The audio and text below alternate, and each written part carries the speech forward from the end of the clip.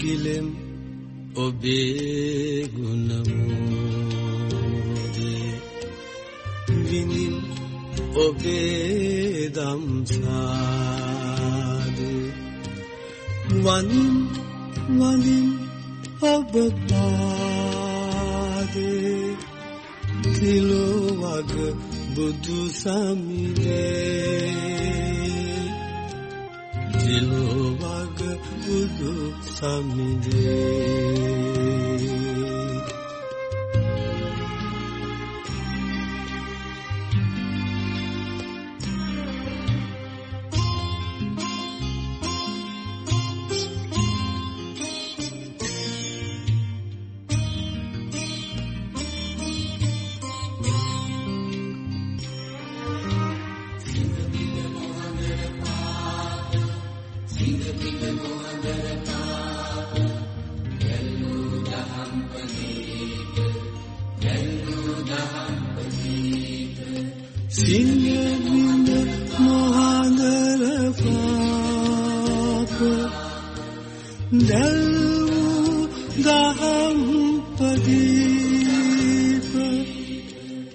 හෙලිකල අප හෙළදීප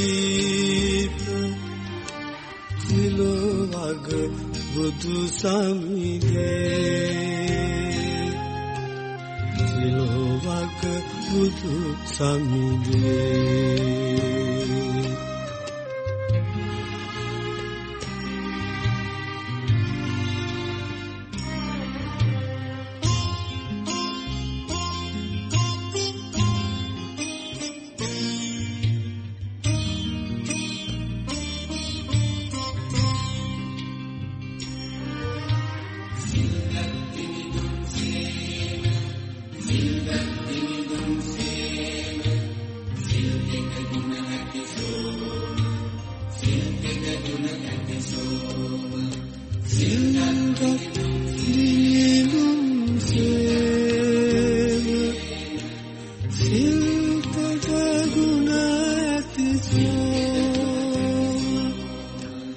සත අට මව්පේම තිලෝ වග බුදු සමිඳේ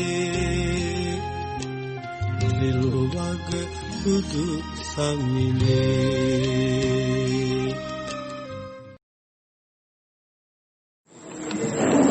දේශනකයන් වහන්සේ අද අපේ මර්දන්කඩවල කදිරාගම තෝරවැව ඉසිපතන ආරණ්‍ය සේනානාථයේ ප්‍රධාන අනුශාසක කම්මඨානාචාර්ය බෝධිසත්ව ගුණෝපේත අපගේ කල්යාණ මිත්‍ර නම කියන්න අවසරයි පූජ්‍යපද කොළපිස්සේ විමුක්ති රත්න ගෞරවනීය ස්වාමීන් වහන්සේ වැඩම කර සිටින්නේ.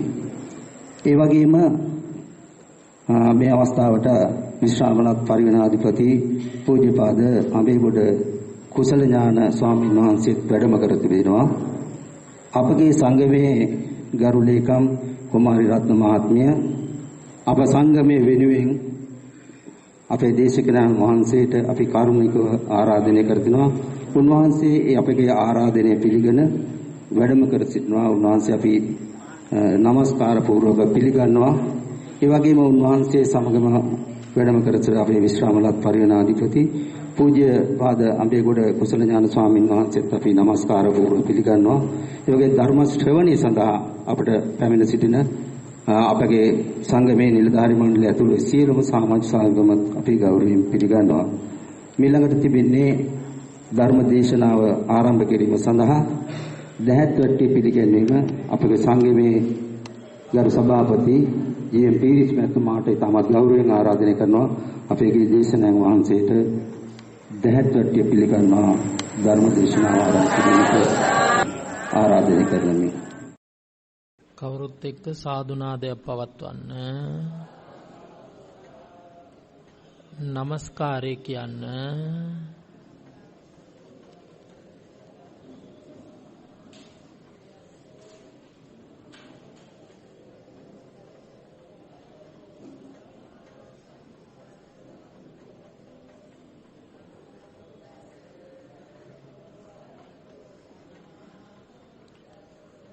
බුද්ධං සරණං ගච්ඡාමි ධම්මං සරණං ගච්ඡාමි සංඝං සරණං ගච්ඡාමි ဒုတိယံ පි බුද්ධං සරණං ගච්ඡාමි ဒုတိယံ පි ධම්මං සරණං ගච්ඡාමි ဒုတိယံ පි සංඝං සරණං ගච්ඡාමි တတိယံ පි බුද්ධං සරණං ගච්ඡාමි တတိယံ පි ධම්මං සරණං ගච්ඡාමි တတိယံ පි සංඝං සරණං ගච්ඡාමි สรณากมนังสัมปุณนังปานาติปาตาเวรมณีสิกขาปดังสมาธิยามิ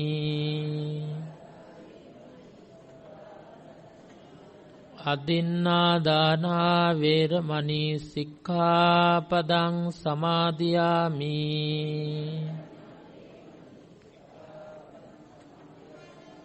กาเมสุมิจฉาชาราเวรมณีสิกขาปดังสมาธิยามิ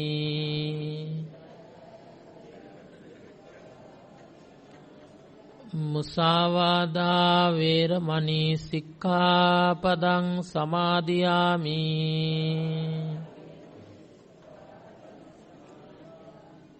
สุราเมรยมัจจปมาดัฏฐานาเวรมณีสิกขาปดังสมาธิยามิ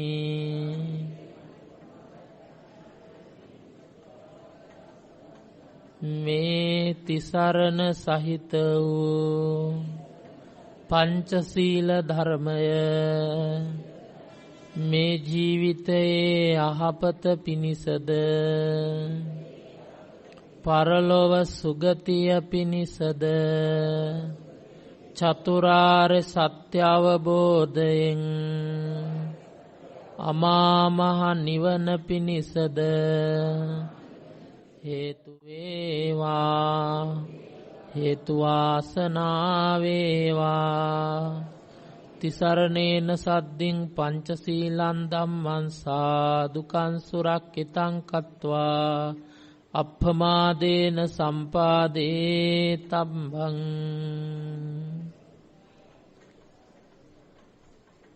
පිළියෙල කරගත් මල් පහන් සුවඳ දුම් ආදී සියලුම පූජාවන් තිලෝගුරු තථාගත සම්මා සම්බුදුරජාණන් වහන්සේගේ අනන්ත බුදු ගුණයට අනන්ත සම්බුද්ධත්ව ඥානයට උපහාරයක් වශයෙන් පූජා කරමි. පූජා වේවා පූජා වේවා පූජාම වේවා කියලා සාදු කියන්න. දැන් එහෙනම් වාඩි වෙන්න.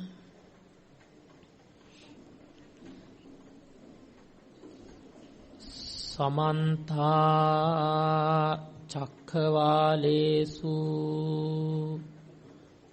අත්‍රා ගච්ඡන්තු දේවතා සද්ධම්මං මුනි රාජස්ස සුනන්තු සග්ග මොක්ඛදං ධම්ම ශ්‍රවණ කාලෝ අයං බදන්තා ධම්ම ශ්‍රවණ කාලෝ අයං බදන්තා ධම්ම ශ්‍රවණ කාලෝ අයං බදන්තා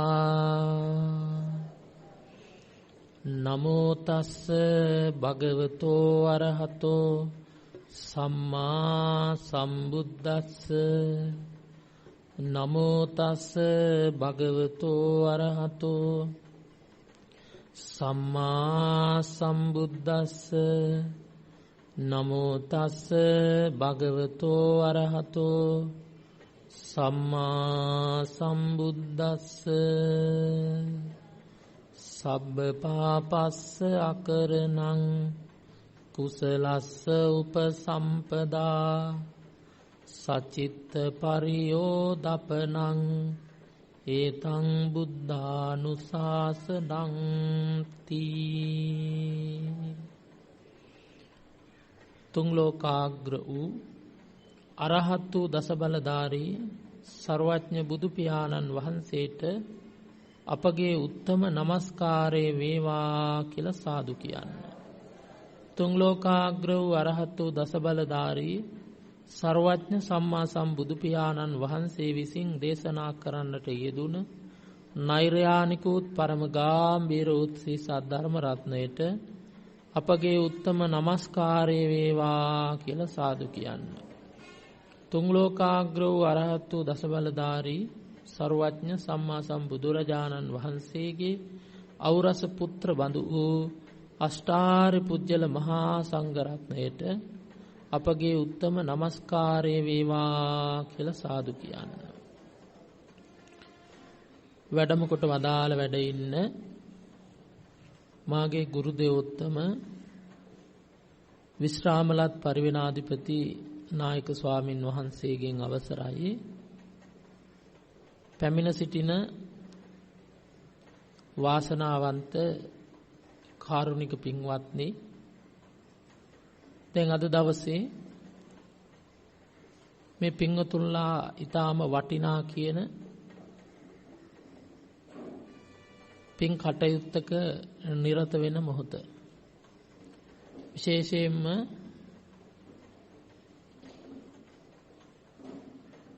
මහනුවර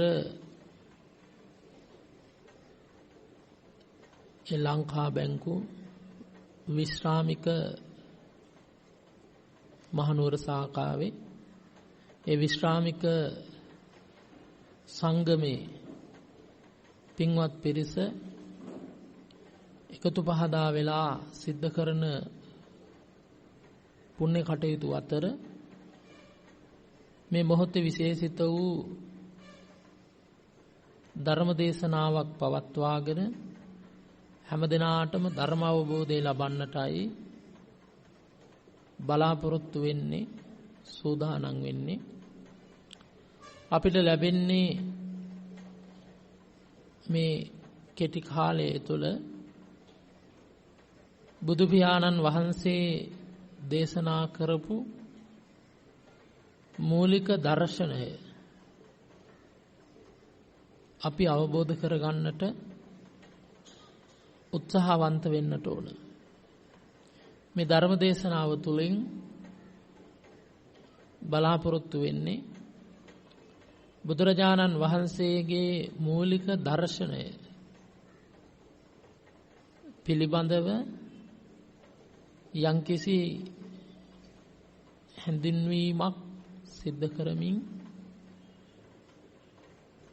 මේ ඇත්තන්ගේ මාර්ගයට පිවිසීම සඳහා යම් උදව්වක් සිද්ධ කිරීමට.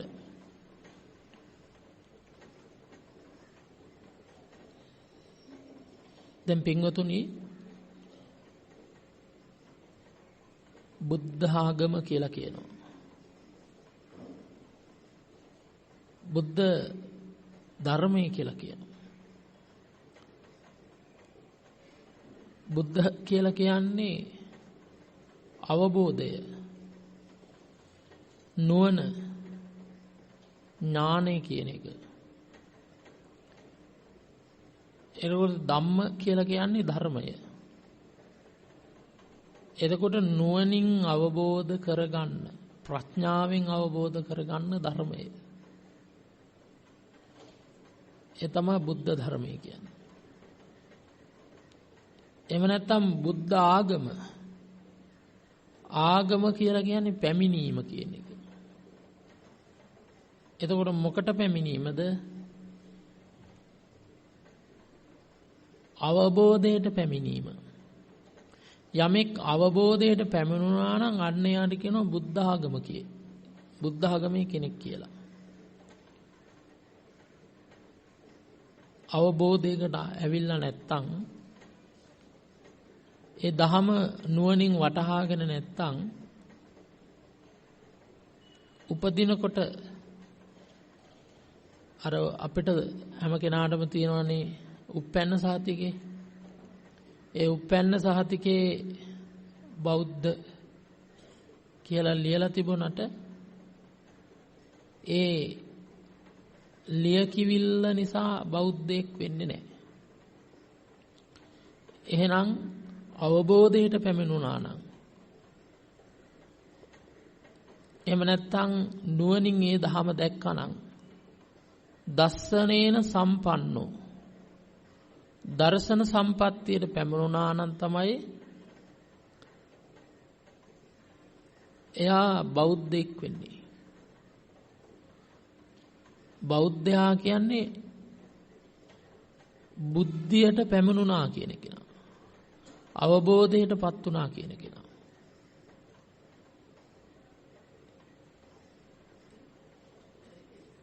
ඒ කියන්නේ බෞද්ධයෙක්ගේ ස්වභාවය තමයි අවබෝධයෙන් තමයි කටයුතු කරන්නේ. කරන්නම් වාලේ කරනව නෙවෙයි. අන්ධ භක්තියකින් නොපෙනෙන දෙවියෙක් අදහන ආගමක් නෙවෙයි. ඊළඟට විශ්වාසයක් තුල පදනම් කරගෙන යන ධමකුත් නෙවෙයි. මේ ධර්මය ධම්මෝ අකාලිකෝ. ධර්මය අකාලිකයි කියන්නේ අතීත කාල, අනාගත කාල, වර්තමාන කාල කියලා කාල තුනක් තියෙනවා. එයින් අතීත කාලයේ ගෙවිල ඉවරයි. අනාගත කාලය ඇවිල්ලා නැහැ. එහෙනම් වර්තමාන කාලය කියන්නේ මේ මොහොත.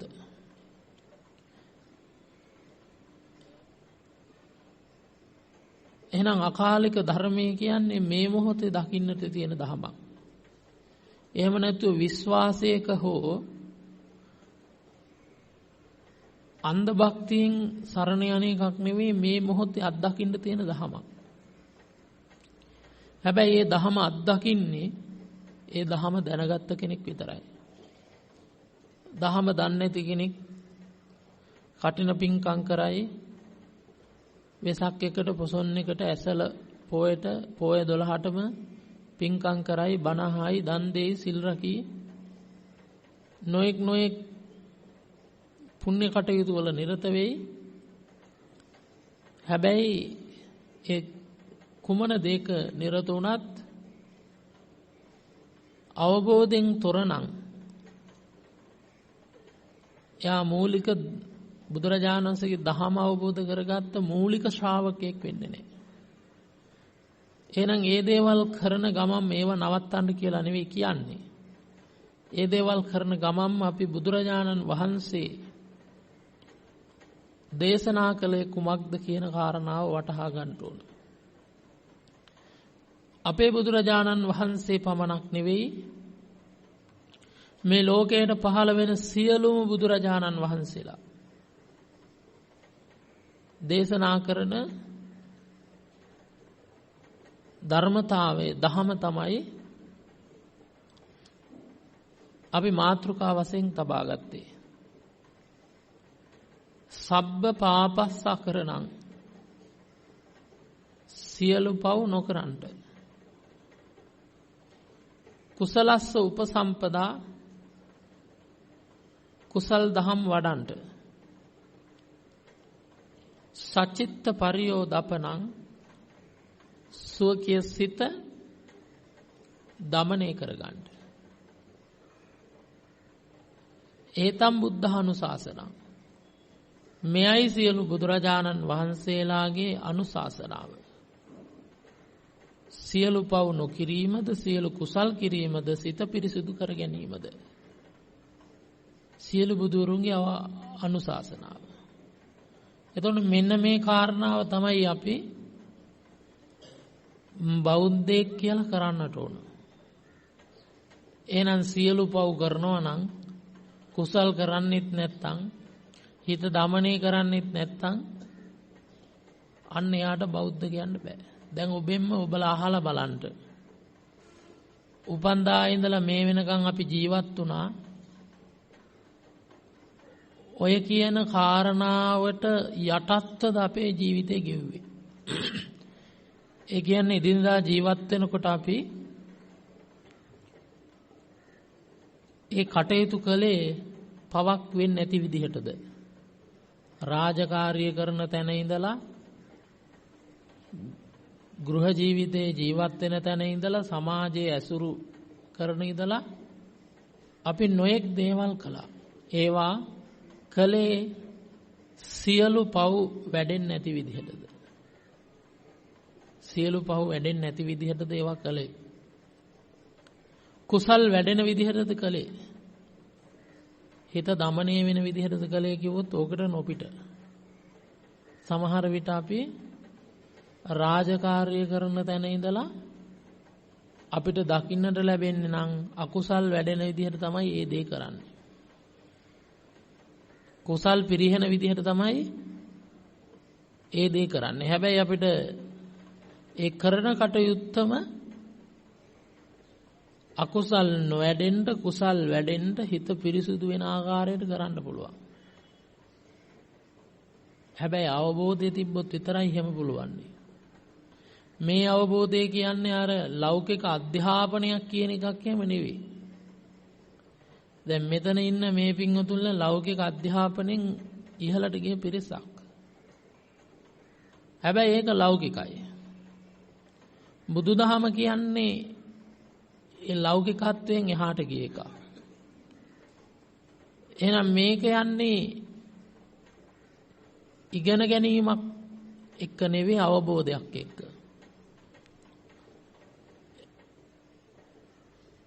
අවබෝධය කියන එක වෙනස් දෙයක්. ඉතින් අවබෝධය තමයි මරණයෙන් පස්සේ නැති වෙන්නේ නැත්තේ. දැන් අපි මිය යනවනේ. මිය ගියාම මේ ජීවිතේ ඉගෙන ගියාගත්ත කරපු දේවල් ඔක්කොම ඊළඟ ආත්මයට යනකොට ඉවරයි. ආයෙත් අලුතෙන් ලදරුවෙක් වගේ ආයෙත් අලුතෙන් පටන් ගන්න වෙනවා හැමදේම. ඒත් මිනිස්සෙක් වුණොත් හොඳයි. ඒ කියන්නේ ඒ ඔක්කොම මෙහෙ තියලා යනවා. ඒ අර ඉගෙන ගත්ත ඒ දේවල්. හැබැයි අවබෝධ කරගත්ත එකක් මේ ආත්මෙන් තියලා යන්නේ. ඒක ඊළඟ භවයටත් අරගෙන යනවා. අන්න එහෙනම් පින්වත්නි අපි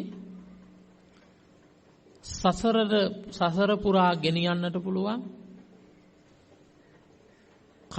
වැඩ කටයුතු ටිකක් තමයි කරගන්නට ඕන. ඉතින් සියලු පව් කියලා කිව්වහම ඒක ඉතින් අපි ගොඩක් ඒක විස්තර කරන්න බලාපොරොත්තු වෙන්නේ නැහැ මේ පින්වතුන්ලා දන්න හින්දා. නේද? සියලු පව් දන්නවද? මම හිතනවා දන්නව ඇති කියලා.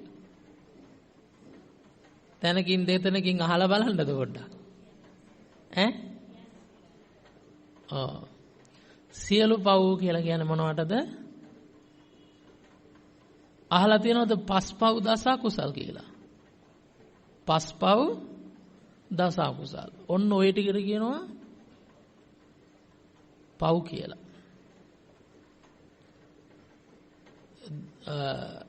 දස කුසල් ගත්තාම හරි. මොකද දස කුසලයේ තුල පස්පව්ත් තියෙනවා. පස්පව් කියන්නේ පන්සිල් කැඩීමනේ. එතකොට දස කුසල් ගත්තාම පන්සිලුත් ඒක ඇතුලේ තියෙනවා. එහෙනම් ඔන්න සියලු පව් නොකරන්න කියන්නේ දස කුසල් කරන්න එපා කියලා. මොනවාද දස කුසල් කියන්නේ? දේශනා කරනවා කාය කම්මං තිදා උත්තං වාචා කම්මං චතුබ්බිතං මනසා ත්‍රිවිධං චේති දස කම්ම පතායිමේ කියලා. කාය කම්මං ශරීරය මුල් කරගෙන කරන කර්ම තිදා උත්තං තුනයි. ඒ කියන්නේ අපේ කය පාවිච්චි කරලා කරන අකුසල් තුනක් තියෙනවා. වාචා කම්මං චතුබ්බිතං වචනෙන් කට පාවිච්චි කරලා කරන අකුසල් කීයද? 4යි. එතකොට කීයද? 7යි. මනසා ත්‍රිවිධං චේති. මනසින් චේතනාවෙන් අකුසල් 3ක් කරනවා. ඔන්න ඔය තුනට කියනවා දස කම්මපතයි මේ 10ට කියනවා දස අකුසල කර්මපත කියලා. දැන් පින්වතුනි කර්මයේ වෙනයි කර්මපතය වෙනයි. මතක තියාගන්න ඕනේ. දැන් අපි හිතමු ඔන්න ඉන්නවා කුරුල්ලෙක් ඉන්නවා කියමු. ඔය කුරුල්ලට ගලකින් ගහන්න හිතක් පහළ වෙනවා. ඒක කර්මයක් විතරයි. ඒක කර්මපතයක් නෑ. එහෙනම් අර කුරුල්ලට ගැසීම තුල ඒ කුරුල්ල අභාවයටපත් වුණු මැරුණොත් අන්න ඒක කර්මපතයක් කියනවා.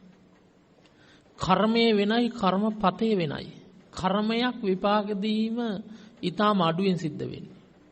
හැබැයි කර්මපත තමයි විපාක දෙන්නේ. එතකොට මේ 10 මොනවද? අකුසල කර්මපත. අකුසල කර්මපත.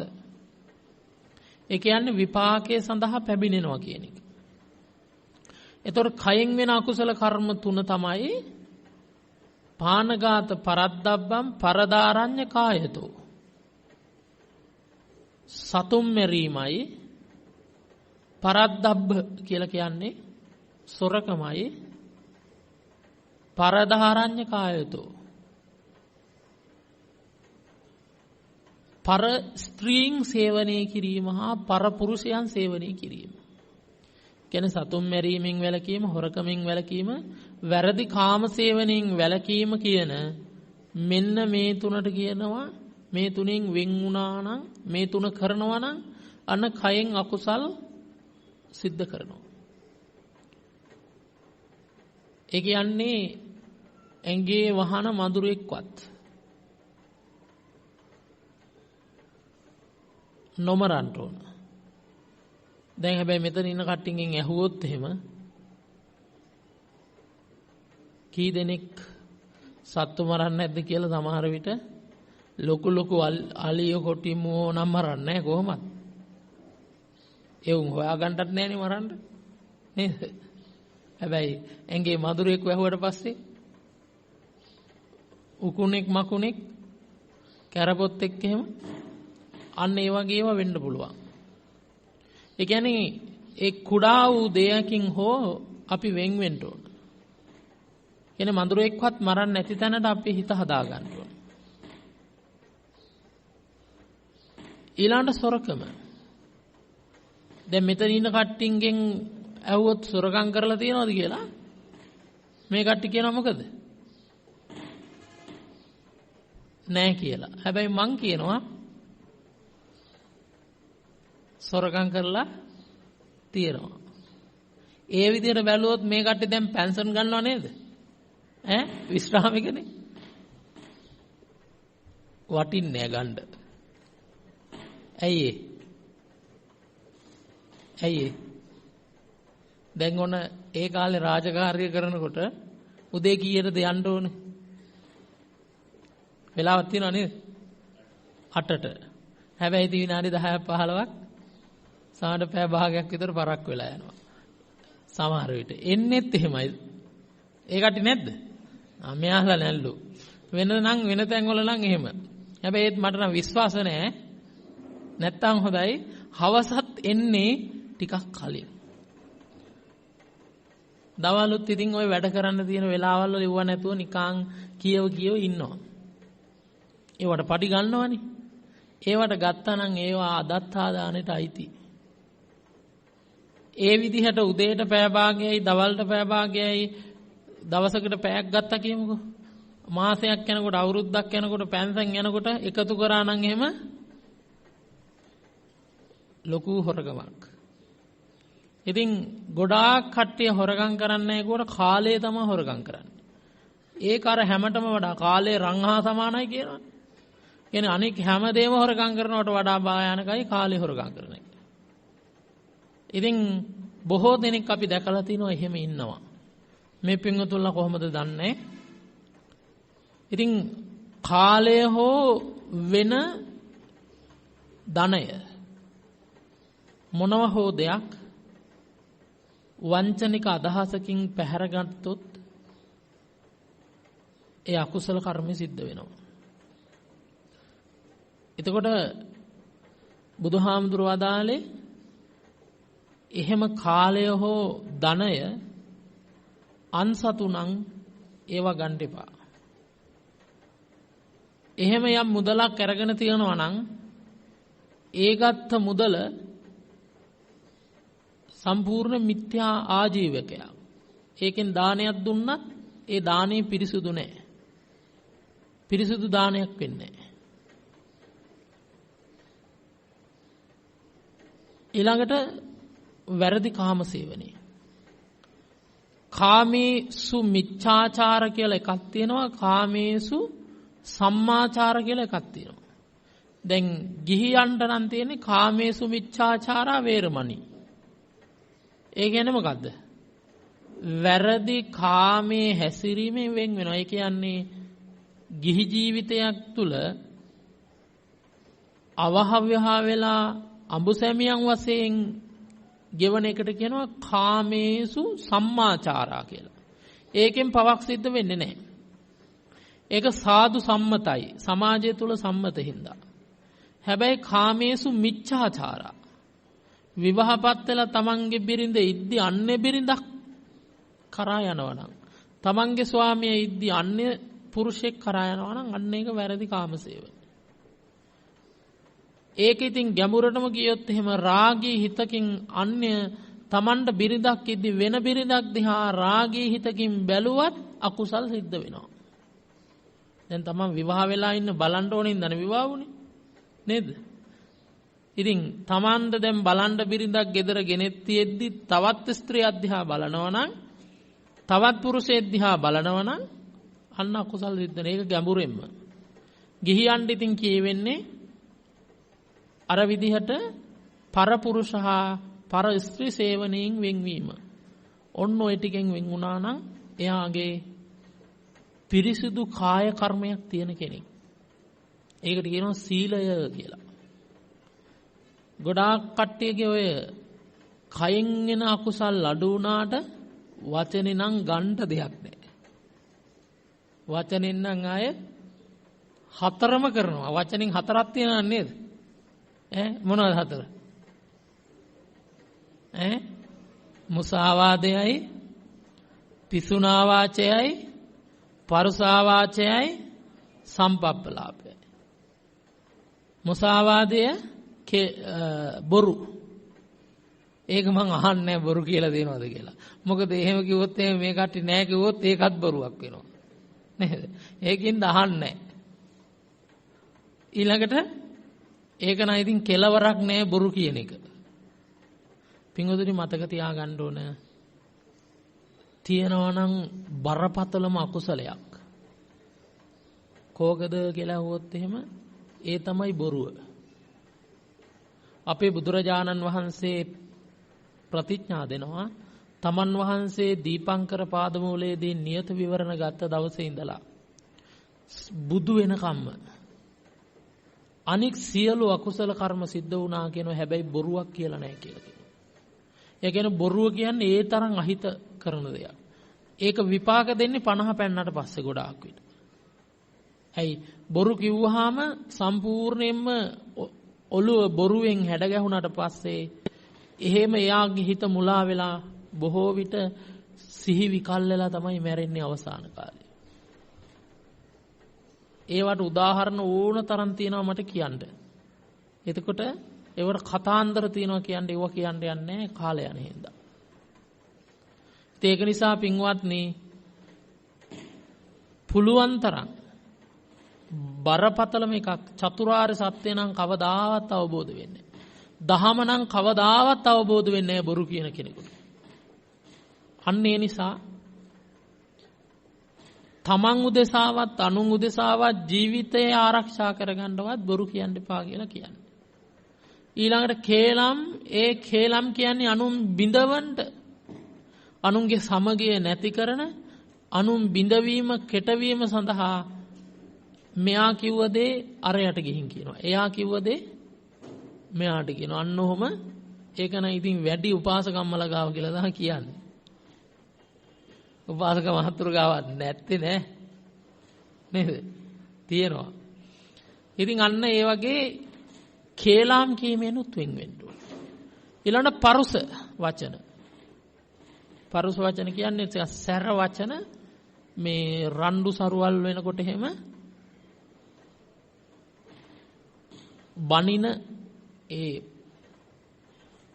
පරුස ගොරෝසු රළු වචන නැත්තම් කැත වචන ඒ වයිමුත් අයින් වෙන්න කියලා කියන්නේ.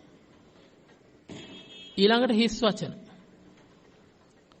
වැඩකට නැති අර්ථ ශූන්‍ය තමන්ට යහපතක් වෙන්නෙත් නැත්තම් අනුන්ට යහපතක් වෙන්නෙත් නැත්තම් ආන්ගේ හිස් වචනයන්ගෙන් වෙන් වෙන්න කියනවා. මෙන්න මේ කියන වචන හතරෙන් වෙන් වුණා කියලා කියන්නේ එයා වචනයෙන් වෙන අකුසල් ටික නැති කරගත්තා. ඒතරොන කයෙන් වෙන අකුසල් 3යි වචනයෙන් වෙන අකුසල් 4යි. ඊළඟට සිතින් ඒක තමයි ටිකක් අමාරු.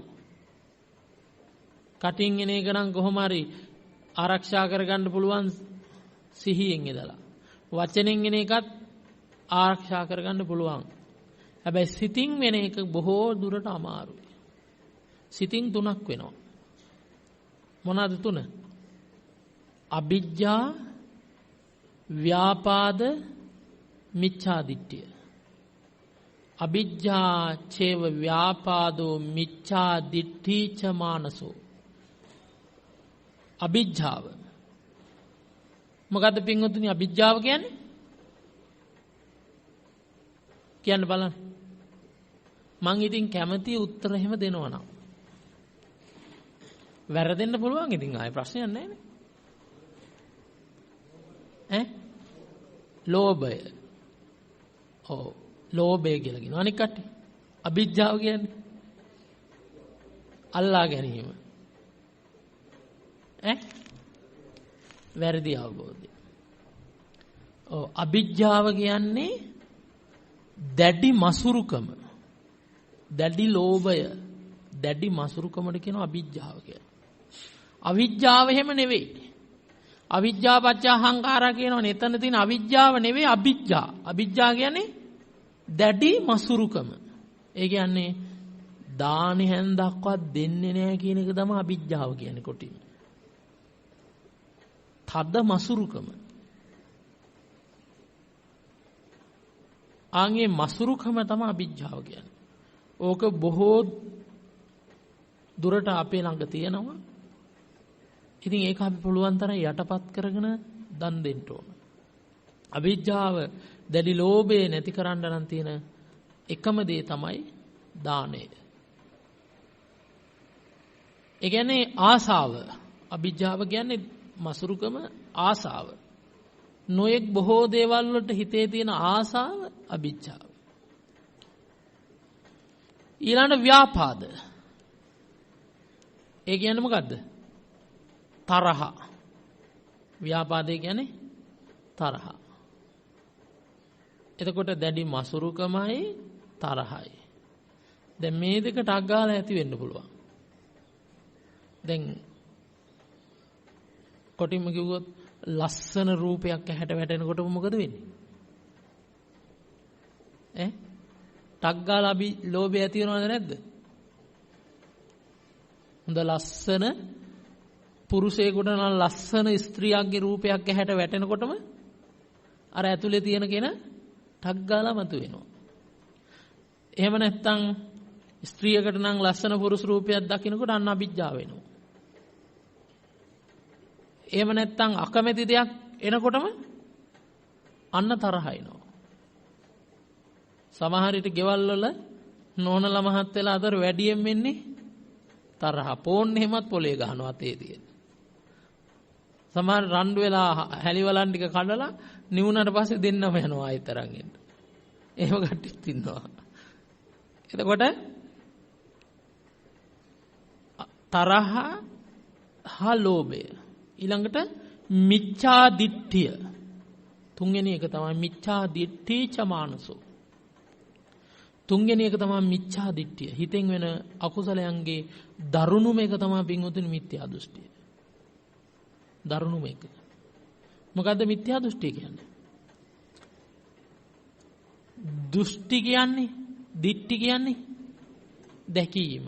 ඒතර මිච්ඡා කියන්නේ වැරදි. වැරදි දැකීම, වැරදි හැඟීම, වැරදි අවබෝධය මිත්‍යා දෘෂ්ටිය. මිත්‍යා දෘෂ්ටි ආගම් කියන්නේ සම්පූර්ණයෙන්ම වැරදි කියන එක. දැන් බලන්න සමහරු බෝම්බ ගහනවා අනුම්මර ස්වර්ගයට ගිහිල්ලා කාන්තාව කීයක්ද 72 කල්ලම 72 කල්ලම වන්න ගිහිල්ලා හිටපු එක්කෙනක් නැති කරගත්තා. ඇයි වැරදි දෘෂ්ටිය වැරදි ඕන් ඔය වගේ ඒවා වැරදිනේ කොහොමද? ඊට අමතරව මේ බෞද්ධයෝ වන අපි ළඟ නැද්ද වැරදි අදහස්? බුදුරජාණන් වහන්සේගේ මූලික දර්ශනයේට හැර මොනවා හරි තියෙනවා නම් ඒවා ඔක්කොම මිත්‍යා දෘෂ්ටිය. වැරදි දර්ශන. ඒ වයින් සම්පූර්ණයෙන් අයින් වෙන්න ඕන. දැන් මං ගිහිල්ලා හොඳට ලොකු ගහක් ගාවට ගිහිල්ලා පහනක් පත්තු කරලා සූඳු කුරු ටිකක් තියලා ඊට පස්සේ මල් වට්ටියක් එහෙම තියලා පළතුරු වට්ටියක් තියලා ඕකේ වටේ කොඩි වෙලක් එහෙම ඇදලා මම වැන්දොත් එහෙම මං කරන්නේ බොරුවට මේ කටි රවට්ටන්න මම වැන්දොත් එහෙම මේ කට්ටිය ටික මොනව කරයිද? ආයේ පළතුරු ගොඩ ගහනවා උතන ගිහිල්ලා කියනවා මේ ලෙඩ හොඳ වෙනවා මේකෙන් විභාග පාස් වෙනවා කියලා රැවට්ටුවා නම් ආයේ ඔක්කොම එහෙම යනවා. අපේ ලංකාවේ කට්ටිය ඒ තරම් කොටින්ම මෝඩයි. රවට්ටන්න පුළුවන් ටක් ගාලා. ඒ කියන්නේ අවබෝධයේ මදි හින්දා. දැන් අපි නම් එහෙම රවට්ටන්න කාටවත් බෑ. මාරයාටවත් බෑ කොටින්ම. මාරයාත් එනවා සමහර වෙලාවට රවට්ටන්න. මාරයාටත් බෑ. ඇයි ඒ? බුද්ධ ශ්‍රාවකයෝ අපි. මම නම් බුද්ධ ශ්‍රාවකයෙක්. ඒ කියන්නේ බුදුරජාණන් වහන්සේගේ ශ්‍රාවකයෝ කියලාගෙන එහෙම නැත්නම් අවබෝධයෙන් යුක්ත බුද්ධ කියන්නේ අවබෝධයෙන් යුක්ත ශ්‍රාවකෙක් කියන්නේ බුදුහාමුදුරුවෝගේ දරුවෙක් කියන එක. ශ්‍රාවකෙක් වෙන්නේ කාගේ හරි නායකයෙක් අනුගමනය කරන කෙනෙක්. එතකොට අවබෝධය තියෙන හින්දා අර වගේ මිත්‍යාවලට අහු වෙන්නේ නැහැ. බොහෝ පිරිස ඉන්නේ මිත්‍යාවලට අහු වෙන එක. දැන් කවුරු හරි කිව්වොත් එහෙම මොකක් හරි කිව්වොත් එහෙම අපලයක් තියෙනවා මේ දේ කරන්න කියලා ටක් ගාලා කරනවා. ඒක තමයි අපේ අර මෝහෙන් මුලා වෙලා. ඒතර මිත්‍යා දෘෂ්ටිය තමයි වැඩි. පින්වතුනි පෙන්නනවා මිත්‍යා දෘෂ්ටිය ගත්ත සත්වය අනිවාර්යෙන් අපාය උපදින්න කියලා. මිච්ඡා දිට්ඨි සමාදානං සත්තා ගච්ඡanti දුග්ගතින්. මිසදිටු සත්වයා දුගතියට යනවා. සම්‍යක් දෘෂ්ටියෙන් යුක්ත කෙනා සුගතියට යනවා කියලා පෙන්නනවා. එහෙනම් ඔන්න ඔය 10. මේ 10 ඇතුළු කොට ඇති ඉතිරි තවත් තියෙනවා අවශේෂ දේවල් මත්පැන් පානය කිරීම එහෙම නේද? මෙයාලා නෑනේ නේ. ඉඳලා හිටලවත් වරු කියන්නේ අවුරුද්දටම පොඩ්ඩක් තියනවලු. එහෙනම් ඉතින් ලැහත් වෙලා හිටියට කමක් නැහැ දැන්. ඒවා ඔක්කොම පාප. කලාතුරකින් බිව්වත් පාටයකට ගිහිල්ලා බිව්වත් අවුරුද්දට බිව්වත් අකුසලෙමයි. ඒකෙන් වෙන්නේ පින්වත්නි අපි දන්නේ නැතුනට හානිය අපිටයි. මහා අකුසල් සිද්ධ වෙලා මේ ඇදෙනකොටම අපි ගිහිල්ලා හතර පාවල උප්පත්ති ලබනවා. ඒක නිසායි බුදුහාමුදුරුවෝ අදාලේ සියලු පව් වලින් අයින් වෙන්න කියලා. ඉතින් ඔය ඇතුළු කොට ඇති ලෝභ, දේශ, මෝහ කියන මේ අකුසල් තුන ඇතුළු කොට ඇති තවත් කෙලෙස් 1500ක් පෙන්නනවා. මේ සියල්ල අකුසල්. අපි ළඟ හැම වෙලේම ජීවිතේ වැඩ කරන්නේ අකුසල්. ඒවා සියුම් ආකාරයෙන් විස්තර කරන්න බොහෝ වෙලාවක් ගත වෙනවා. ඉතින් කියන්න තියෙන්නේ මේ පින්වතුන්ලාට අඩුම ගානේ ඔය පස්පව් දස කුසලෙන්වත් මිදෙන්න අන්න එතෙන් කියනවා සියලු පව් නොකරන්න කියන තැනදී යම් තැනමක හෝ හික්මීමක් ඇති වෙනවා. ඒ කියන්නේ ලෝභයයි, ද්වේෂයයි, මෝහයයි කියන තුන හිතේ තිබිලා මොනවා හරි කරනවා නම් ඒකට කියනවා අකුසල් කියලා. ඒක මතක තියාගත්තාම හරි. මොකද්ද? ලෝභය තියෙනවා නම්, තරහ තියෙනවා නම්, මුලාව හිතේ තියෙනවා නම් ඒකට කියන්නේ මොකද්ද? අකුසල්. එහෙනම් ඒකට අනිත් පැත්ත මොකද්ද? කුසල්. මොකද්ද කුසල් කියන්නේ? ලෝභය නැති එහෙනම් අලෝභය. ද්වේෂය නැති අද්වේෂය. මෝහය නැති අමෝහය. ලෝභ දෝෂ මෝහ නැති යමක් ඇද්ද? ඒකට කියනවා කුසල් කියලා. දැන් දානය කියන්නේ කුසලයක්. එතන ලෝභ දෝෂ මෝහ නැහැ දන් දෙනකොට. සිල් රකින්නවා කියන්නේ එතන ලෝභ දෝෂ මෝහ නැහැ. දැන් මේ බණ අහනවා කියන්නේ ලෝභ දෝෂ මෝහ එතන නැහැ. එතකොට මේ දන් දීම්, සිල් රැකීම්, භාවනා කිරීම ඇතුළු කොට ඇති බුද්ධ ශාසනයේ සියලුම වතාවත් කුසල් කියලා කියනවා.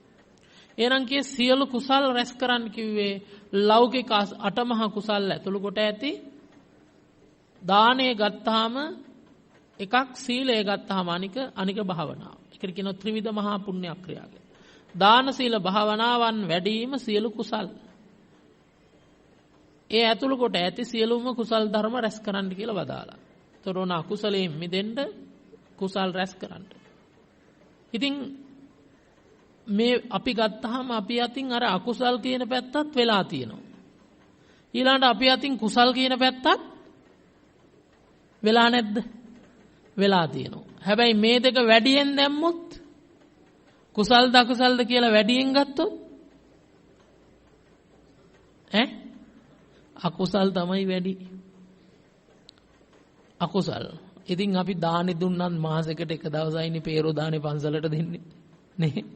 අය හැමදාම දන් දෙන්නේ නැහනේ. නේ? ඔය එහෙම කට්ටියත් ඉන්නවා. ඔය මන් දන්න දොස්තර මහත්තයෙක් ඉන්නවා. ඒ හැමදාම දානේ දෙනවා. හැමදාම උදේටත් ගෙදරින් දානි ගෙනියනවා, දවල්ටත් ගෙනියනවා. එහෙම කට්ටියත් ඉන්නවා. ලක්ෂයක් ගත්තාම එක්කෙනෙක් වගේ. ඉතින් කොහොම හරි අකුසලයන්ගෙන් මිදලා කුසල රැස් කරන්න කියලා වදාලා ඊළඟට වදාලා සචිත්ත පරියෝදපන. ඔතන තමයි වැදගත් වෙන්නේ.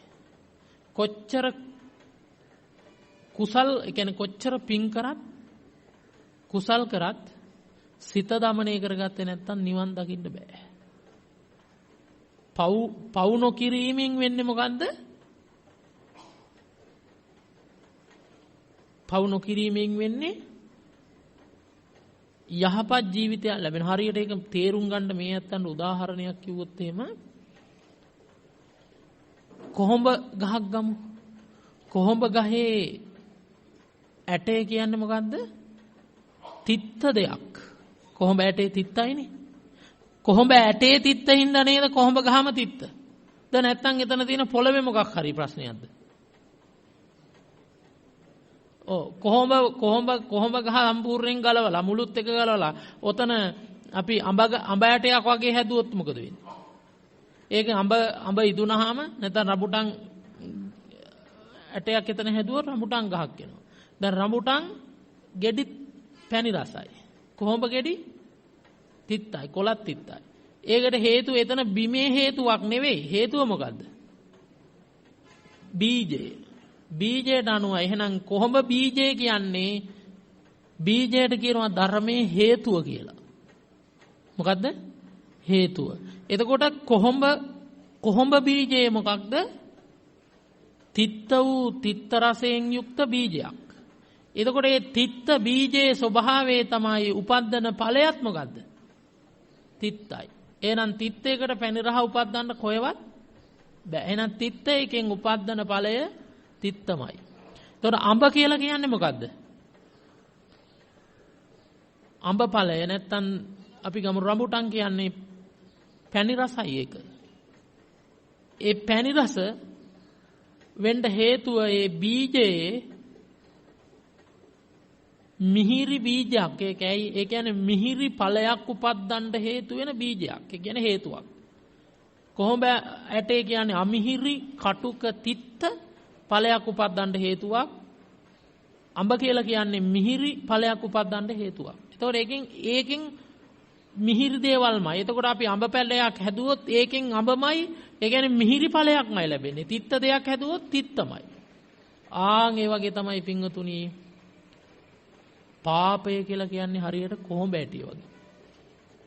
දැන් පාපේ අපි පවක් කරන වෙලාවේ බලන්න හිත දූෂණය කරගෙන බයෙන් කරන්නේ නේ. හොරකමක් කරන වෙලාවක කොච්චර බයක් තියෙනවද? සතෙක් මරන වෙලාවේ හිත දරුණු වෙලා. වැරදි කාමසේවණී හැසිරෙනවද කියලා බලන්න කොච්චර වෙලා කියලා. දැන් ගෙදරක ෆෝන් දැන් පාවිච්චි කරනවානේ. ඇයි ඔය ෆෝන් එකට මේ අර පාස්වර්ඩ් එකක් දාලා තියෙන්නේ? ඇයි ෆෝන් එකට පාස්වර්ඩ් එකක් දාගෙන ඉන්නේ? ඇයි කියන්නේ බලන්න. ඇයි? බොහෝ විට හොර වැඩ කරන කට්ටිය. දාලා තියෙනවා මැසෙන්ජර්ස් එකට වෙනම ඒවා දාලා තියෙනවා හැම එකටම දාලා තියෙනවා. ඇයි නෝනටවත් අරගන්න බෑ. එහෙම තමයි මහත්යාට හොරෙන් නෝන දාන්න තියෙනවා. ඇයි මොනවා හරි ඇතුලේ තියෙනවා විස බීජ ඒ හින්දා. දැක්කොත් ලොකු ප්‍රශ්නයක් වෙන හින්දා තමයි දාලා තියෙන්නේ. මෙතන පිරිසුදු නම් පාස්වර්ඩ් ඕනේ නැහැ. ඕනේ ඇයි? අය හොරා අල්ලන්න හොරකමක් නැති හින්දා. ඒ කියන්නේ දැන් ඒකේ ඇතුලේ තියෙන බය, සැකය, සංකාව, පාපය. ඒ පාපයෙන් හින්දා තමයි අර විදිහට. ඒ කියන්නේ මේ පාපේ කරනකොටම තියෙන්නේ හිත දූෂණය වෙලා ඒක අපි හොඳ දෙයක් වගේ අපි කරාට කරන්නේ නරක දෙයක්.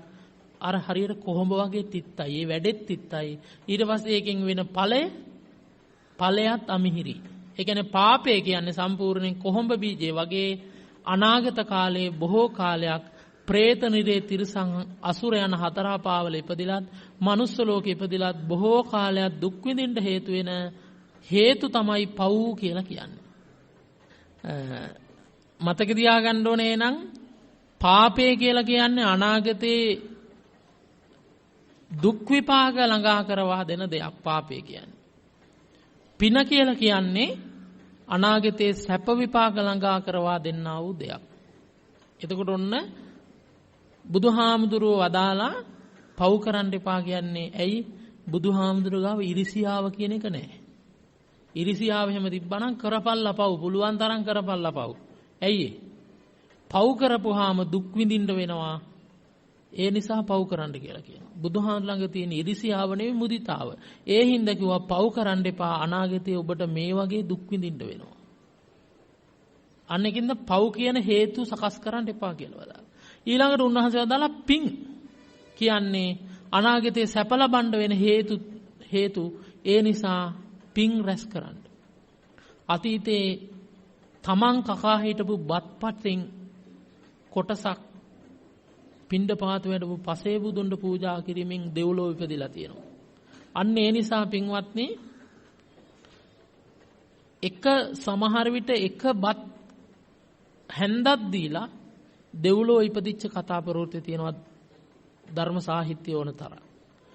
ඒ නිසා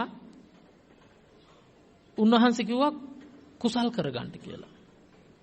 මේ අපි ගියාත්මේ කුසල් කරපු හින්දා තමයි මේ විදිහ මනුස්සාත්මයන් ලැබිලා මේ වගේ රැකී ආරක්ෂා කරලා හොඳට ඉන්න පුළුවන්කම තියෙන්නේ. පව් කරලා හැම තිබ්බනම් ඕව හම්බ වෙන්නේ නැහැ. අන්න ඒක හින්දා කුසල් කරන්න කියලා කිව්වා. එතකොට පව් කිරීමෙන් සසර പ്രേත නිරේ තිරසං අසුර හතර අපාගත වෙලා දුක් විඳින්න වෙනවා. පින් කිරීමෙන් දිව්‍ය මානුෂ දිගතිය සැප ලබන්න වෙනවා. ඒකින්ද වදාලා පව් නොකරන එකත් කුසලයක්. පව් නොකරන එකත් කුසලයක්. ඊළඟට නැවත කුසල් කිරීමත් කුසලයක්. ඒතර කුසල් කිරීමෙන් දිව්‍ය මානුෂ ලෝකවල ඉපදිලා සැප ලබන්න පුළුවන්. හැබැයි නිවන් දකින්නේ කොච්චර පින් කරලා අපි ගිහින් දිව්‍ය ලෝකෙ ඉපදුනත් වැඩක් නැහැ. මොනව ලැබුවත් වැඩක් නැහැ. ජනාධිපතිකම ලැබුවත් වැඩක් නැහැ. අවුරුදු 5යිනේ. මට නම් එපා ඒ වගේ ජනාධිපතිකම. වැඩක් නැහැ. ඔක්කොම తాවකාලිකයි. දිව්‍ය ලෝකෙ ගියත් අවුරුදු 500ක් 1000ක් සමහරට කල්ප ගණන් ආයුෂ විඳලා ඒත් චුත වෙන්න වෙනවා. එක වෙලාවක බුදු පියාණන් වහන්සේ පිණ්ඩපාතේ වඩිනකොට ආනන්ද ස්වාමීන් වහන්සේත් එක්ක රන්වම් පාට ඊරියක් පැන්න පාර හරහා. හරිම ලස්සනයි. දිලිසෙනවා රන්වම් පාට ඊරියක්. බුදුහාඳුරෝ සිනා පහල කරා. දැන් බුදු කෙනෙක් hina වෙනවා කියන එක පෙනෙන්නේ ඉදිරියෙන් පේන්නේ. උන්වහන්සේ සිනා පහල කරනකොට උන්වහන්සේගේ 40ක් වූ දත් වලින් කිරිපාට දත් වලින් සුදු පාට ආලෝකය සුදු බුදුරැස් විහිදෙනවා. ආන්ගේ විහිදෙන බුදුරැස් ඒ සුදු ආලෝකයේ හිස වටා තුන් පාරක් කැරකිලා හිස් මුදුන ගිහින් නිවෙනවා. ආන් එහෙම නිවෙනකොට තමයි දන්නේ බුදුරජාණන් වහන්සේ සිනා පහල කරා කියලා. ඉතින් මේ ආලෝකය දැකලා ආනන්ද හාමුදුරනෝ ස්වාමීනි ඔබ වහන්සේයි සිනා පහල කරේ. එතකොට කියනවා ආනන්ද අර පැන්න ඊරි දැක්කද? ස්වාමීනි දැක්කා. ආනන්ද ඔය ඊරි ගියාත්මේ දෙදෙව්ලොවට අධිපති සක්‍රයාගේ බිරිඳ. තාම දිව්‍ය ලෝකෙ ඉන්න සක්‍රයාගේ නෝන තමයි ඔය ඊරි. ඒතර ගියාත්මේ සක්‍රයාගේ නෝන මේ ආත්මේ ඊරි වුණා. දැන් ඉතින් සක්‍රයාගේ නෝන වුණත් වැඩක් නැහැ නේද? අන්න. ඒක තමයි ස්වභාවය. ඒ කියන්නේ අපි පිනක් කරපුවාම දිව්‍ය ලෝකේ යනවා, පින ඉවර වෙනකොටම චුත වෙනවා. පවක් කරපුවාම අපායේ ඉන්නවා, පව ඉවර වෙනකොට මේන් චුත වෙලා ආයි දිව්‍ය ලෝකේ යනවා. ඉතින් ඒක නිසා බුදුරජාණන් වහන්සේ වදාලා හිත දමනය කරන්න. මොකටද හිත දමනය කරන්නේ? මොකටද හිත දමනය කරන්නේ?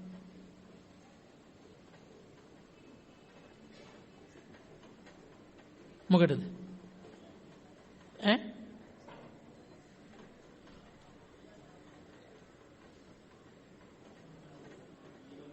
අන්න පින් කරත් උපදිනවා, පව් කරත් උපදිනවා. එහෙනම් මොකද්ද කිව්වේ? හැබැයි පින් නම් එක එක පින් වර්ග තියෙනවා. එතකොට උපදින්න නැති වෙන්න හේතු වෙන පින් જાතියකුත් තියෙනවා. උපදින්න හේතු වෙන පිනුත් තියෙනවා, උපදින්න නැති වෙන්න හේතු වෙන පිනුත් තියෙනවා. උපදින්න නැති වෙන්න හේතු වෙන ආකාරයේ පින් රැස් කරාම උපදින්නේ. ඒකටම කියනවා සිත දමනය කරනවා කියලා. එහෙනම් පින්වතුනි කොහේ ගිහිල්ලා මොනවා කරත් වැඩක් නැහැ. අපේ හිත දමනය කරගත්තේ නැත්නම් අපිට ආයෙ මේ සසරේ උපදින්න වෙනවා. ඒ හින්දා බුදුරජාන් වහන්සේ වදාලා පින් කරන්ට පව් නොකරන්ට නොනැවති හිත දමනය කරන්න. සචිත්ත පරියෝදපන. ඒ හිත දමනය කරන්න කියලා කිව්වේ අපේ සිතේ තියෙනවා, අපේ සිතේ මේ කෙලෙස් ඔක්කොම ටික තියෙන සිතේ. ඉතින් මේ සිතේ තියෙන කෙලෙස් ටික දමනය කරගත්තොත් ඒ කෙලෙස් ටික නිවුනොත් ඒකට කියනවා නිවන කියලා. එහෙනම් කෙලෙස් නිවුන උතුමෝ නිවනටපත් උනා. නිවනටපත් උනා කියන්නේ කෙලෙස් නිවුනා කියන එක. නිවීම. ආන් ඒ උතුම නැවත සසරේ කොහෙවත් උපදින්නේ නැහැ. ඇයි උපදින්නේ නැත්තේ? උපදින එක මහා දුකක්. දෙවියෙක් වුණත් වැඩක් නැහැ, ආයෙ චුත වෙන්න වෙනවා. මිනිස්සෙක් වුණත් එහෙමයි. මනුස්ස ලෝකේ දිව්‍ය ලෝකයට සාපේක්ෂව මනුස්ස ලෝකෙ ගත්තොත් මහා දුක් ගොඩක් තියෙනවා. දැන් මිනිස්සෙක් වෙලා සියලු සම්පත්තින් ලැබලා ධන දාන්නේ සම්පත්තින් වල ඔක්කොම ලැබුවත් නැන්නේ. ඔන්න කාලයක් ගිහිල්ලා අවුරුදු 50 60 ගිය තැන හරි ඔන්න පිළිකාවක් හැදෙනවා. ඔන්න වකුගඩුව මාරු හැදෙනවා. ඔන්න ප්‍රෙෂර්, ඔන්න කොලෙස්ටරෝල් මොනවා හරි රෝගයක් හැදිලා ඒකෙන් විඳවලා මිය පරලෝ යනවා. හැම මිනිසෙක්ම මහා සම්පatti සම්පත්තා යතා සත්තා මතායිද තතාහං මරිස්සාමි මරණම් මම හිස්සති. මහා සම්පත්තියට පැමුණා වූ බුදුපසේ බුදු මහරහතන් වහන්සේලා මලහුනම් මටත් ඒ දේ වෙනවාමයි, අමරණීය වෙන්න බෑ. එහෙනම් කොයි ආත්මයකට ගියත් ඒ හැම ආත්මයක්ම ස්ථීර නැහැ, අස්ථීරයි. ඒවෙන් චුත වෙන්න වෙනවා යම් ආයු කාලයකින් පස්සේ. එහෙනම් බුදුරජාන් වහන්සේ වදාළ මේ ඉපදිමින් මැරෙමින් ඒ අතර ලෙඩ හැදමින් වයසට යමින් අනේක දුක් ගැහැට විඳිමින් යන්නා වූ මේ සසර සම්පූර්ණයෙන් නවත්තන්න කියලා. උන්වහන්සේ නැවැත්තුවා බෝමැණ්ඩදී බුදු වුණා කියලා කිව්වේ සසර නැවැත්තපු එක. එහෙනම් අපිට සසර නවත්තන්න උන්වහන්සේ අනුශාසනා කළා. අන්න හිත দমনය කරන්න කිව්වේ සසර නතර කරන්න කියන එක. සිත দমনය වෙන්නේ පින්වතුනි භාවනාවෙන්මයි. දන් දුන්නට සිල් රැක්කට විතරක් හිත দমনය වෙන්නේ නැහැ. භාවනා කරන්න ඕන. දැන් සමහරු කියනවා මේ භාවනා කරන්න ඕනේ නිවන් දකින්න බණ ඇහුවොත් ඇති කියලා. විමුක්තායතන සූත්‍රයේදී පෙන්නනවා නිවන් දකින්න ක්‍රම 5ක්. ඒකේ බණ අහන එකත් එකක්. හැබැයි හැම කෙනාටම මේක ගැලපෙන්නේ ක්‍රම 5ක් පෙන්න. ඒ 5 ක්‍රමෙන් කොයි හෝ ක්‍රමයකින් නිවනට යනවා. ඒක නිසා අපිට වදාළේ ඔය ක්‍රම 5න් ක්‍රමයක් අනුගමනය කරන්න. ඉතින් ක්‍රම 5ම වඩාගෙන යනකොට අපිට කොයි ක්‍රමයකින් හෝ සත්‍ය අවබෝධ වෙනවා. ධර්ම ශ්‍රවණය, ධර්ම සාකච්ඡාව, ඊළඟට ධර්මය සජ්ජායනා කිරීම, භාවනාව. ඊළඟට ධර්මයේ මෙනෙහි කිරීම. මෙන්න මේ කාරණා හැම එකෙන්ම මාර්ගඵල ලබනවා. ඉතින් ඒකේ භාවනාවත් විශේෂයි. මේ ජීවිතේ බණ අහගෙන නිවන් දකින්න එයා සසර භාවනා කරලා තියෙන්න ඕන. ඉතින් හිතේ කෙලෙස් ගොඩාක් අඩු වෙන එක තමයි භාවනාව කියන්නේ. පෙන්නනවා අපේ හිතේ තියෙන කෙලෙස් 3 ආකාරයකට අනුසය අවස්ථාව, පරිඋත්ථාන අවස්ථාව, වීතික්කම අවස්ථාව කියලා. අනුසය අවස්ථාව කියන්නේ අපේ හිතේ කෙලෙස් ටික නිදිගත් අවස්ථාව. අපිට නිින්ද ගියාම මොකුත් දැනෙන්නේ නැහැ වගේ දැන් මේ මොහොතේ මේ කට්ටියගේ හිතේ කිසිම ක්ලේශයක් නැහැ. ඔක්කොම යට වෙලා. හැබැයි කෙලෙස් ඇති වෙන දෙයක් ඇහැට පේන්න ඕන. ටක් ගාලා අන්න මතුවෙනවා. අර හිතේ තියෙන නිදිගත් කෙලෙස් අවස්ථාව අනුසය අවස්ථාවයි. දැන් බොහෝ අපේ සිතේ තියෙනවා කෙලෙස් නිදි. හැබැයි කොයි වෙලාවෙ මතුවෙලා අර ගිනි කන්දක් වගේ. කොයි වෙලාවෙ මතුවෙලා පුපුරයි දන්නේ. අන්න ඒ හිතේ තියෙන කෙලෙස් අනුසය අවස්ථාවයි. පරිඋත්ථාන කියන්නේ ඇහැට කනට නහයට දිවට කයට මනට රූපයක් වැටිච්ච ගමන්ම කෙලෙස් ටික මතුවෙන එකට කියනවා පරිඋත්ථාන කියලා. ඊළඟට වීතික්කම කියන්නේ අර මතුණා වූ ක්ලේශය තුල ක්‍රියාත්මක වෙන බවට කියනවා වීතික්කම අවස්ථාව කියලා. ඕන් ඔය විදිහට නිදිගත් කෙලෙස් ඇහැරෙන අවස්ථාව හා කෙලෙස් ක්‍රියාත්මක කරන අවස්ථාව කියලා අවස්ථා 3ක් තියෙනවා. ඉතින් බුදුරජාණන් වහන්සේ වදාලා මේ කෙලෙස් අවස්ථා 3 නැති කරන්නට උන්වහන්සේ අපිට මජ්ක්‍ධිමා පටිපදා වක් දේශනා කළා. මැදුම් පිළිවෙත. මොකද්ද මධ්‍යම ප්‍රතිපදාව කියන්නේ? කරුණු 3ක් යටතේ විස්තර කරේ. සීල, සමාධි, ප්‍රඥා. එයින් විස්තර කරා සීලයේ හැටියට සම්මා වාචා, සම්මා කම්මන්ත, සම්මා ආජීව සීලයයි, සම්මා වායාම, සම්මා සති, සම්මා සමාධි සමාධියයි, සම්මා දිට්ඨි, සම්මා සංකප්ප ප්‍රඥාව කියලා. එතකොට බුදු පියාණන් වහන්සේ වදාලා ඔන්න සිල්වත් වෙන්න සීලෙන් කරන්නේ අර ක්‍රියාත්මක වෙන කෙලෙස් නැති කරන එක. වීතික්කම අවස්ථාව. ඊළඟට වදාලා සමාධින් භික්ඛවේ භාවේත සමාධිය වඩන්න කියලා. සමාධිය වඩන්න නම් ආනාපාන සතිය හෝ කුමන හෝ භාවනාවක් මුල් කරගෙන ඔන්න හිතේ සමාධිමත් වෙනකොට අර හිතේ අවදි වෙලා තියෙනා වූ කෙලෙස් යටපත් වෙනවා. ඊළඟට ප්‍රඥාව වඩන්න කියලා වදාලා. ප්‍රඥාවෙන් වෙන්නේ අර නිදිගත් කෙලෙස් ටික නැති වෙන එක. එතකොට පින්වත්නි සමාධි ප්‍රඥා කියන දෙකට කියනවා භාවනාව කියලා. සමාධි ප්‍රඥා කියන දෙකට කියනවා භාවනාව. මොකද්ද? සමත භාවනාවයි විදර්ශනා භාවනාව. එතකොට සමාධිය ඇති වෙන්න වඩන්න කිව්වා මොකද්ද? සමත භාවනාව. ප්‍රඥාව ඇති වෙන්න වඩන්න කිව්වා විදර්ශනා භාවනාව. එතකොට සමත භාවනාවෙන් කෙලෙස් ඇති වෙන එක නැති වෙනවා. සමාධියෙන් විදර්ශනා භාවනාවෙන් වෙන්නේ කෙලෙස් සහ මුලින්ම නැති වෙන එක. ඒ කියන්නේ නිවන් දකින්න නම් විදර්ශනා භාවනා කරන්න මුණ විදර්ශනාවෙන් තොර නිවනක් නැහැ. එහෙනම් පින්වත්නි අපිට මේ ජීවිතයේදී මේ කෙලෙස් ටික නැති කරගන්න පුළුවන්. කියන්නේ මේ ආත්මේදී මගපල නිවන් දකින්න පුළුවන්. ඔහොම ඉඳලා බෑ. දැන් ඉතින් ජීවිතේ 3 කාලයකටත් එහා ගෙවිලා ඉවරයි. නේද? දැන් එහෙනම් තියෙන්නේ මොකද්ද? අප්පමාදෝ අමත පදම් පමාදෝ මච්චුනෝ පදම් අප්පමත්තා නමී යන්ති ඒපමත්තා යතාමත. අර මහා රෞද්‍ර රජෙක් තමයි ධර්මාශෝක කියන්නේ. ඔය ගාථාවෙන් තමයි দমনය වුනේ. එතකොට ඒ වගේ කෙනෙකුත් দমনය වුණා නම් අපිටත් නුවණ තියනවා නම් ඔය ගාථාවම ඇති ගොඩ යන්න.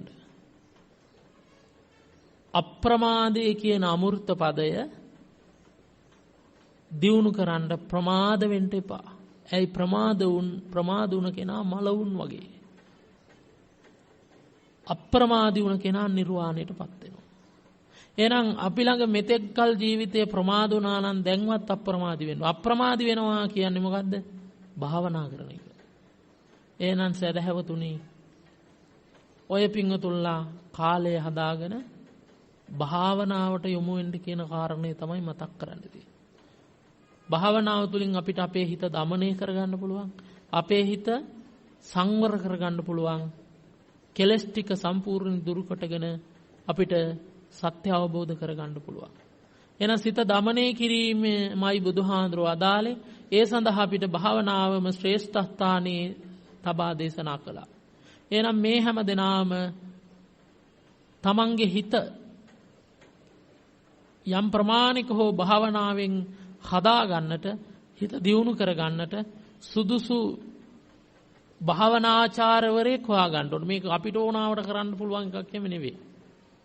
දැන් ලෙඩේට බෙහෙත් දෙන්න දොස්තර තමයි දන්නේ. ඒකේ දත් දොස්තර දන්නේ දත් වලට බෙහෙත් දෙන්න.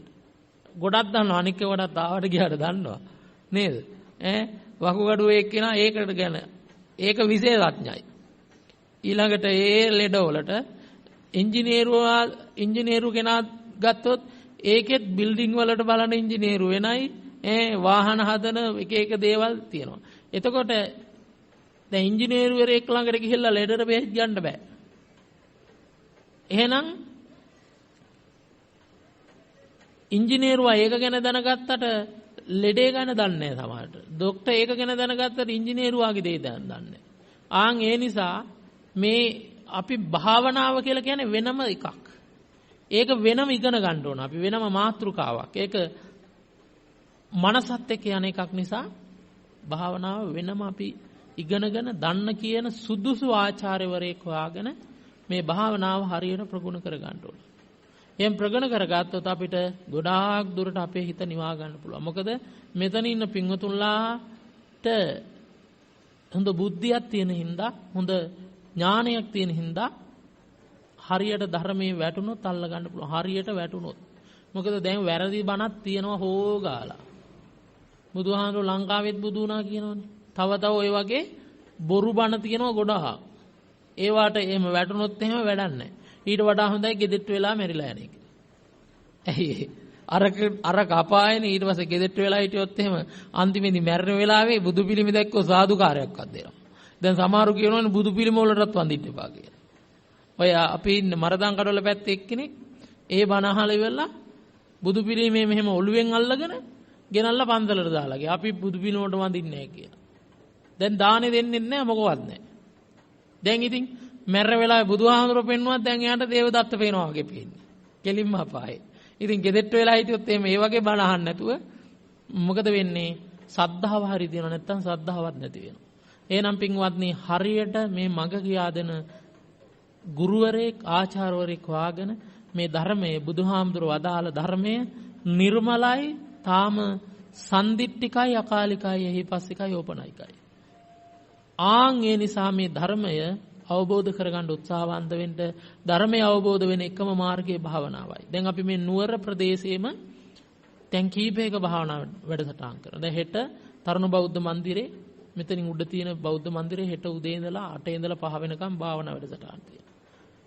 මාසිකව අපි බෝවල බෝධිඅංගනාරාමයේ ඊයේ වැඩසටහන තිබ්බා. ඒ වගේ අපි වැඩ ඉන්න ආරණ්‍ය සේනාසනේ තියෙනවා දවස් 10 භාවනා වැඩසටහන්. දැන් මෙතන ඉන්න මේ උපාසකම්මලත් ගිහිල්ලා තියෙනවා. ඉතින් මේ පින්වතුන්ලාටත් අපි මේ මිහිඳු මහරහතන් වහන්සේ ලංකාවට ඇවිල්ලා මොකද්ද කිව්වේ? බුදුරජාණන් වහන්සේගේ ධර්මයේ මැසේජ් එක තමයි දුන්නේ අපිට. මිහිඳු හාමුදුරුවෝ කරේ බුදුහාමුදුරුවෝගේ ධර්මයේ sannivedanaya කර නැත්නම් මැසේජ් එක අපිට දුන්නා. ලාංකිකයන්ට හිටපු ප්‍රඥාවන්තයෝ අවබෝධ කරගත්තා. ඒ වගේ මේ ධර්මයේ කියන එක අපිට ඇහෙන්න ඕන අවබෝධ වෙන්න. ඒකටින් ධර්මය අහන්නත් ඕන, භාවනා කරන්නත් ඕන.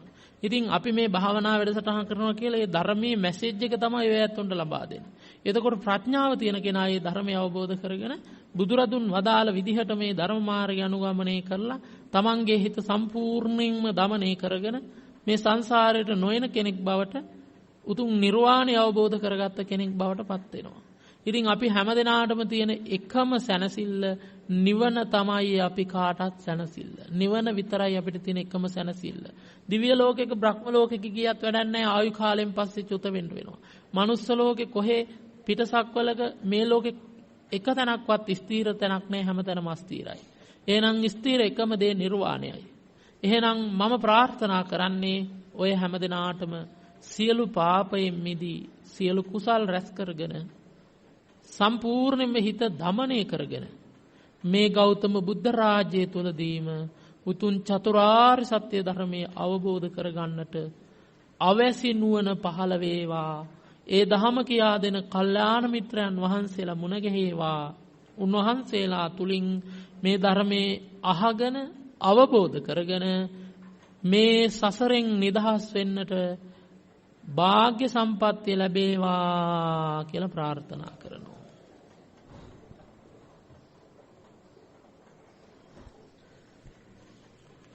එහෙමනම් පින්වතුනි දැන් අපි ධර්ම දේශනාව නිමාවටපත් කරනවා. කාරණාව තමයි අපිට 12:00 වෙනකොට කොළඹ බෞද්ධයා රූපවාහිනී ධර්ම දේශනාවක් තියෙනවා. ඊළඟට 2ට 4ට ධර්ම දේශනා 3ක්ම බෞද්ධයා රූපවාහිනී තියෙනවා. ඉතින් ඒ සඳහා වැඩම කරන්න තිබෙනවා. අපිට මුල් ආරාධනාව 9:00ට කියලා කරලා කළේ අපේ කුමාර රත්නායක උපාසිකාව.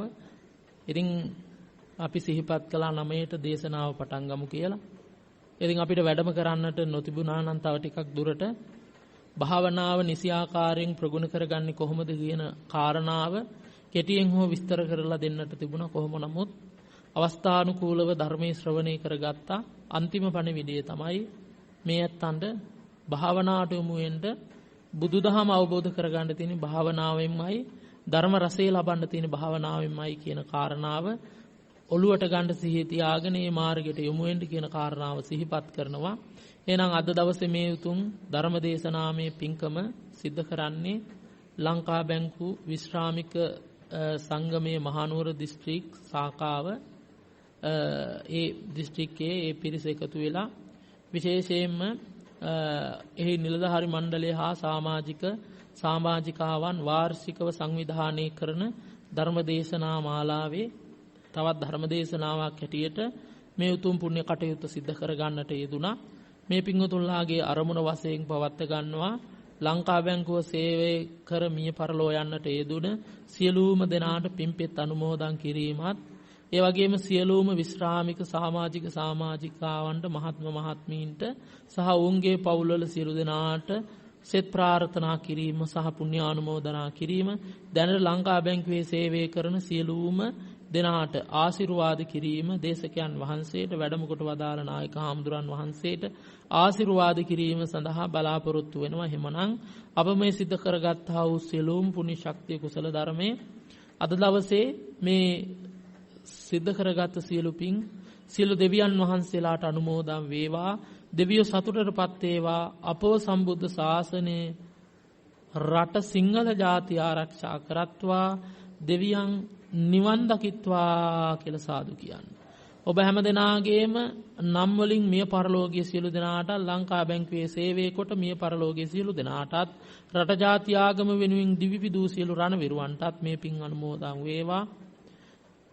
සියලුම දෙනාටත් මේ උතුම් පින් නිවන් පිණිස වේවා කියලා සාදු කියන්න.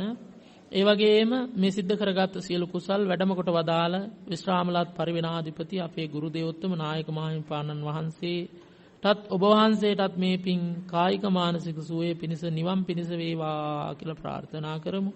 ඒ වගේම සිද්ධ කරගත්තා වූ සියලුම කුසල ශක්ති පුණ්‍ය ධර්මය විශේෂයෙන්ම දැනට ලංකා බැංකුවේ සේවය කරන සියලු දෙනාටත් විශේෂයෙන්ම විශ්‍රාමික සංගමයේ සියලු දෙනාගේම පවුල්ල සියලු දෙනාටත් මේ පින් අත්පත් වේවා. ඒ වගේම ලංකා බැංකුව විශ්‍රාමික සංගමයේ මහනුවර දිස්ත්‍රික් සාකාවේ නිලධාරී මණ්ඩලයට සමාජිකාවන්ටත් පැමිණිච්ච සියලු දෙනාටත් ඔබ මට අප හැම දෙනාටත් බුදුපසේ බුදුමහරහතන් වහන්සේලා වදාළ අජරු අමරු ශ්‍රේෂ්ඨ වූ නිර්වාණයෙන් සැනසෙන්නට මේ පුණ්‍ය ශක්තියම හේතු වාසනා වේවා කියලා ප්‍රාර්ථනා කරගන්න.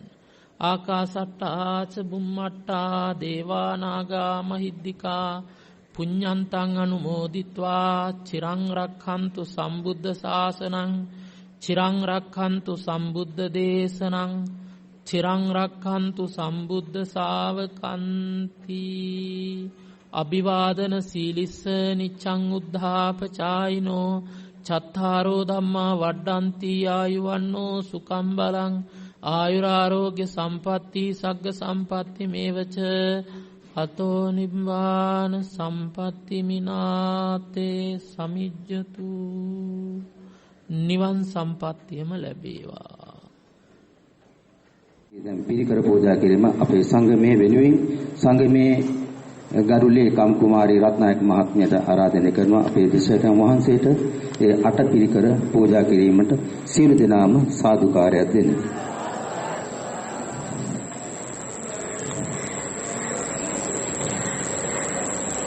ඒ වගේම පිරිකර පූජා කිරීමට බලාපොරොත්තු වන පින්වතුන් ඉන්නවා නම් ඒ පිරිකර පූජා කිරීම සිදු කරන්න.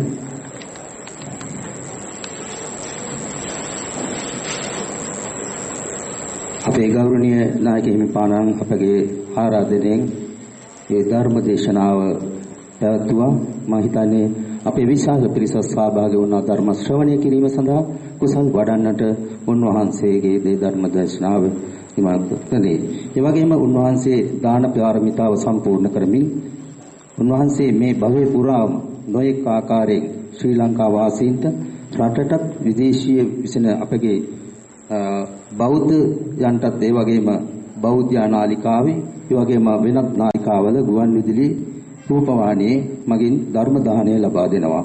ඒ වගේම උන්වහන්සේ අනුරාධපුරයේ 12 මහා දන්සල පවත්වාගෙන යන තුන්වහන්සේගේ අනුදැනුම ඇතුවයි අනුග්‍රහයෙන්. ඒ වගේම සෑම වෙසක් පොහොයකටම උන්වහන්සේ දඹදිව බුද්ධගයාවේ මහා බෝධි පන්සලේ දන්සලක් පැවැත්වීමේ කටයුතු. මෙවැනි විශාලමය දානමය කර්ම රාශියක් සිදු කරන උන්වහන්සේ අපගේ පිනට පහළ වූ කල්යාණ මිත්‍ර වහන්සේ නමක් බව, ඒ වගේම දහම් උල්පතක් බව ප්‍රකාශ කරන්නට කැමැතියි. උන්වහන්සේ ශාසනයට පූජා කළ ඒ දෙමාපියන්ටත් ඒ වගේම ඒ සසුන්ගත කිරීම සඳහා ඒ දේශයන් වහන්සේගේ ගුරු හාමුදුරන් වහන්සේලාටත් අපේ ලංකා බැංකුව විශ්‍රාමික සංගමයේ සියලුම නිලධාරි මණ්ඩලයේ සාමාජික සියලු දෙනාම උන්වහන්සේට තව තවත් මේ ශාසනයට විශාල සේවාවක් කිරීමට ඒ වගේම ධර්ම දානය ලබා දීමට ඉඩකඩ ලැබේවායි කියලා අපි ඊටමත් নমස්කාර පූර්වක පුණ්‍යානුමෝදනා කරනවා. එහෙමනම් බොහොමත් ස්තුතියි.